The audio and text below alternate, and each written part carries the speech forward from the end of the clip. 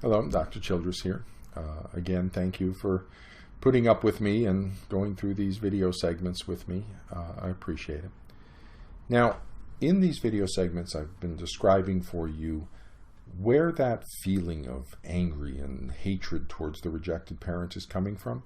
That it's not coming from where you think it is or where you thought it was, which is that the rejected parent is somehow a bad parent and their fundamental inadequacy as a parent is somehow creating this difficulty. It's emotionally or psychologically abusive to you.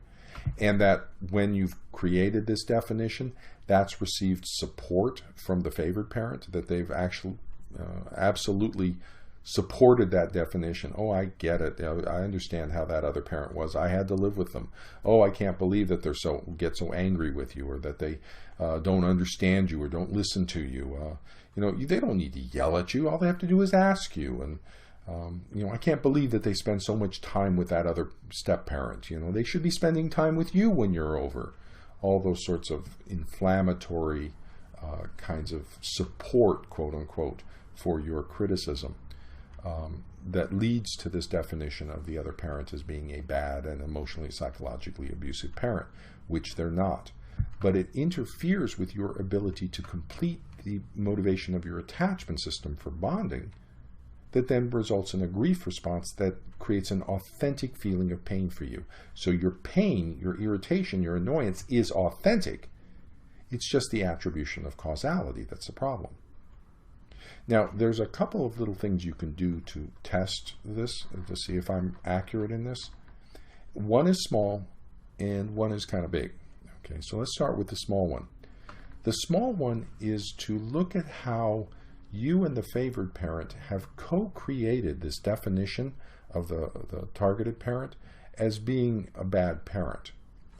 And so when you return from visitations with the rejected parent and you're with the favored parent again, watch how they ask you about how things went, and they show this concern of, was everything okay? Did you get along okay? And did they treat you well? And what I'm going to suggest is that you try a little experiment here. Start by offering them a positive about the rejected parent. By saying, oh yeah, things were great. Things were wonderful. I had a great time. And watch the reaction of the favored parent. Okay. What they will most likely kind of look a little crestfallen or kind of get a little dejected and pull away. Oh, okay. And you'll see them pull away, and it's very subtle, but there'll be a subtle dropping in their emotional tone, a little disappointment. And then offer up a criticism of the rejected parent. Well, it wasn't that great, actually. It was actually kind of boring, and I just don't like being over there. They're just really annoying and irritating.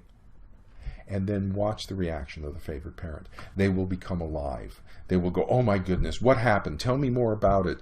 Oh, I can't believe that they did that to you. Oh, you poor thing. And I wish they wouldn't do that. And I wish they wouldn't get so angry, or would spend more time with you, or find things that would interest you better, and they just don't get it. Okay. And so you'll watch how the favored parent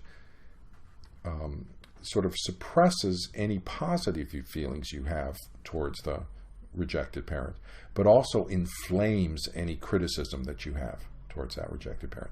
Because that's how this false definition of the rejected parent as being somehow bad, that's how it got created. Now, once it kind of gets created, though, you have an authentic feeling of anger and distress relative to that parent. So it's not like they're producing those feelings for you.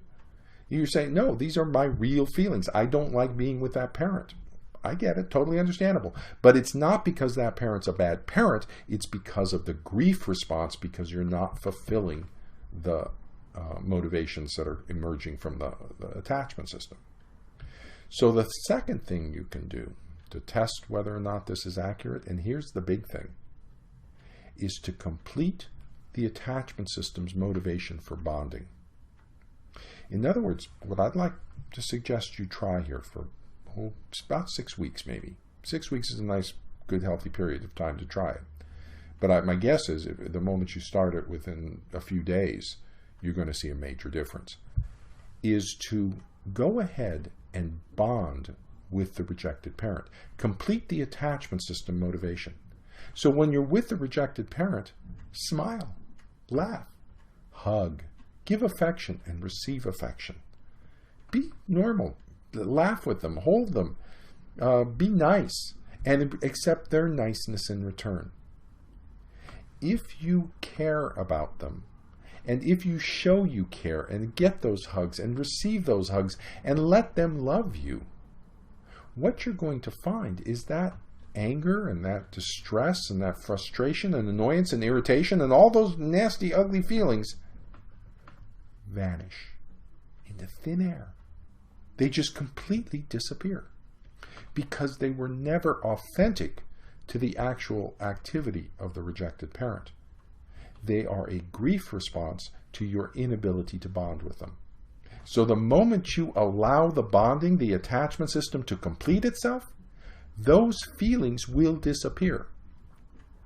And so if you do that over the course of a few weeks, you're going to find that you no longer have those problems, that everything's okay. And so those are two ways to actually test whether or not what I'm saying is true. And I would strongly encourage you to try that second test. Give it a try. See what happens. Okay? Don't believe me. Give it a try. And you will find that what I'm telling you is true. The rejected parent, the parent you're currently rejecting, loves you very much. They're a fine, wonderful, normal range parent. Oh yeah, they're a little annoying and irritating at times, but that's normal range. Okay, all your friends have annoying parents, and you know what? You can be annoying sometimes too. You know, that's just a way of relationships.